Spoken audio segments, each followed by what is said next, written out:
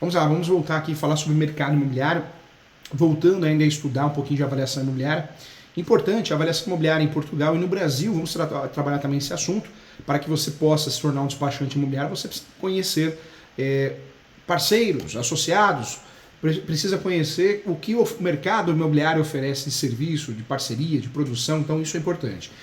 Trago para você que em Portugal, até há muito tempo, a avaliação imobiliária era uma atividade relacionada com as partilhas de heranças, né? Tinha esse vínculo desenvolvida pelos louvados, né, que é o nome utilizado, isto é, né, sempre pessoas sem formação específica, mas que prestavam serviço sem qualquer formação, em condições para exercer a atividade, assentavam na honradez da pessoa, na ausência de conflitos de interesse. Então, no bom senso, esse profissional até hoje atua, né, conforme se pode ler em diversos artigos do mercado imobiliário português, as avaliações são feitas em regra por esses profissionais chamados louvados, né? Então, um profissional respeitado dentro da esfera portuguesa.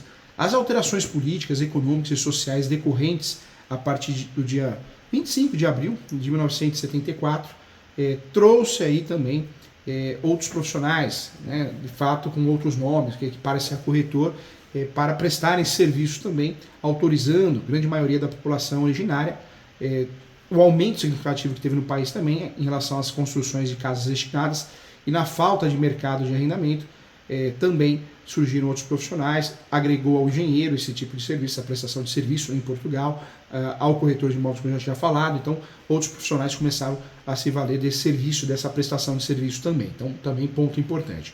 No Brasil, trazendo para o Brasil, nós temos, né, de fato, o CRES, que é o Conselho de Fiscalização, Conselho de Classe. As pessoas confundem o Conselho de Classe com uma associação, com um sindicato. Cuidado, não pode confundir não. O Conselho de Classe ele fiscaliza a profissão. Fiscaliza a profissão. O CRES fiscaliza o corretor de imóveis, que pode intermediar na compra e venda, na avaliação, na administração. Esse é o profissional. Se bem que outros profissionais podem fazer a administração também do imóvel. Quando nós falamos aqui desse profissional, essa é a função do corretor de imóveis, ele é um consultor nas transações imobiliárias.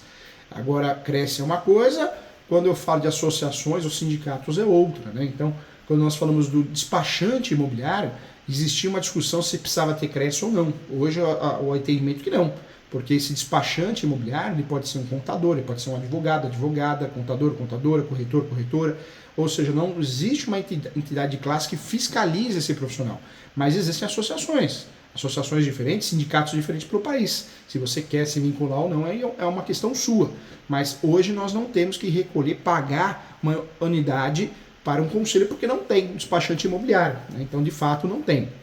No Brasil, em relação ao avaliador, nós temos um sindicato, já ainda falando de avaliação, no Brasil foi criado em 1977, na verdade em 77 foi uma segunda produção, porque a primeira mesmo foi em 1937, gente, que foi o Sindicato dos Corretores de Imóveis do Rio de Janeiro. A época, a capital da República era o Rio de Janeiro.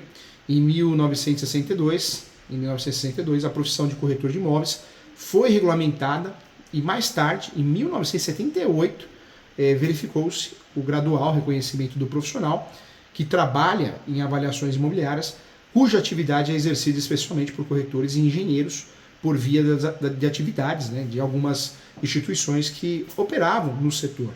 As metodologias que são utilizadas no Brasil para a avaliação imobiliária, elas seguem muito de perto a prática e a filosofia norte-americana, bem como também a organização social profissional dos avaliadores, que eu tinha falado no início da nossa aula, no primeiro bloco. Recentemente, e com vista a uma maior especialização neste domínio, foi criado em 2007 o Cadastro Nacional de Avaliadores Imobiliários. Cadastro Nacional de Avaliadores Imobiliários, que é o CNAI, onde o corretor de imóveis ou engenheiro se cadastra, né? Então faz um cadastro como, de fato, um avaliador. Então o corretor, inclusive tem vários cursos, o CRES fornece cursos de avaliadores para que você possa fazer o cadastro do CNAI, onde se agregam aos profissionais considerados mais bem preparados para o exercício da avaliação imobiliária, e o Instituto tem nome, né? O IBAP. O IBAP é Instituto Brasileiro de Avaliações e Perícias de Engenharia, que foi criado em 1957, gente, em 57, e é uma entidade, sim, de caráter técnico, cujas primeiras intervenções estão intimamente ligadas ao desenvolvimento das atividades dos profissionais da engenharia e da arquitetura, e também no domínio da avaliação de bens e também de peritagens, né, chamado de peritagens técnicas, esse é o nome. O IBEP, ele tem sido, gente, o responsável pela elaboração de normas brasileiras no âmbito da avaliação, das quais se destaca a norma para avaliação de imóveis urbanos, isso em 2011 já, quando surge, né, essas normas para avaliação de imóveis urbanos foi em 2011, então é importante. Constituído por milhares de engenheiros e arquitetos, integrando, né, 18 institutos, o IBAP, que é o nome correto, IBAP integra sim o Colégio de Entidades do CONFEA, que é o Conselho Federal de Engenheiros e Agronomia, e é associado também ao UPAV e IVSC, também associado à IVSC.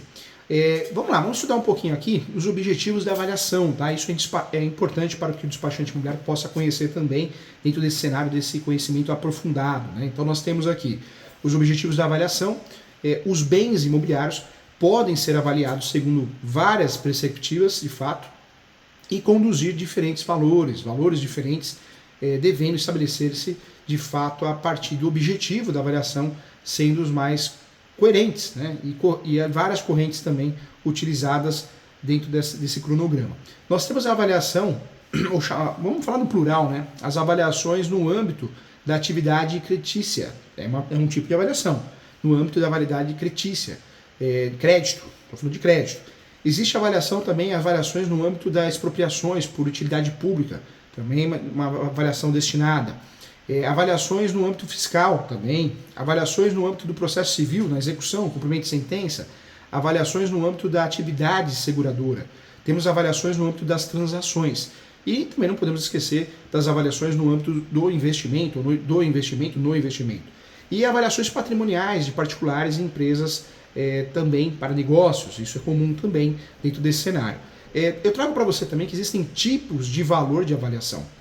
Consequentemente, de acordo com o âmbito, o objetivo da avaliação e o tipo de imóvel ou propriedade a avaliar podem ser determinados de forma estimativa, né, de diversos valores, sendo mais coerente os seguintes: o valor venal ou de capital, existe o valor venal ou de capital, o valor de mercado, muita gente conhece, o valor venal utilizado nos processos, né, o valor de mercado para compra e venda, o valor locativo ou de rendimento, existe o valor residual, que é muito conhecido também, o valor efetivo ou atual, o valor potencial óptimo, que é o termo utilizado, o valor patrimonial tributário e outros também, tá bom? Então, dentro desse cenário, desse estudo, é importante trabalhar isso. Eu espero você no próximo bloco para que possamos dar continuidade a esse tema tão importante do nosso curso de despachante imobiliário, tá bom?